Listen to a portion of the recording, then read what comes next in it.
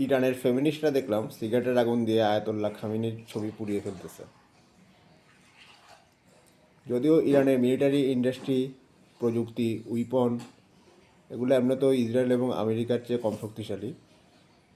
So long টার্মে Ayatollah খামিনির survive করার তেমন কোনো চান্স নাই। তবে তার শক্তির জায়গা হচ্ছে সে দেশের ভেতর ন্যারেটিভ কন্ট্রোল করতে পারত। এখন মনে হচ্ছে সেই ব্যাপারটাও তার গ্রিপ থেকে ছুটে গেছে।